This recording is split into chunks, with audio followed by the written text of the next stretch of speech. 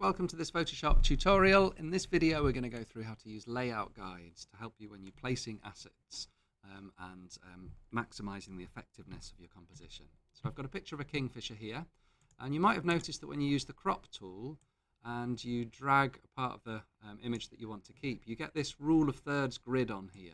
It's really helpful because in terms of composition theory you want the focal points, the most important parts of your image, to be roughly where the intersection of those rule of thirds lines are. But sometimes it's helpful to have those all of the time.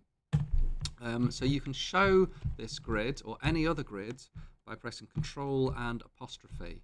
Let's see, Control and apostrophe on the right hand side of your keyboard. But when you first do that, it might not look exactly like what you want it to. So let's try Control K to get the settings. And if you go Units and Rulers, or grids, guides and slices, you can customize the grid on here so that every 100% of your image there are 3 subdivisions, and that will give you the rule of thirds grid up on here. Obviously you can customize it to any grid that you like. You can have it every 5 if you want, but for composition theory you want the rule of thirds, and then you can toggle it with Control K.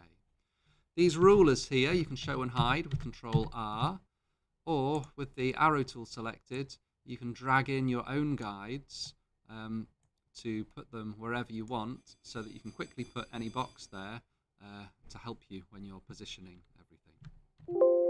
So the idea is Control R is toggle your rulers, Control apostrophe is toggle your grid, and Control K is particularly useful, especially if you want to change the units for your rulers between inches and centimetres or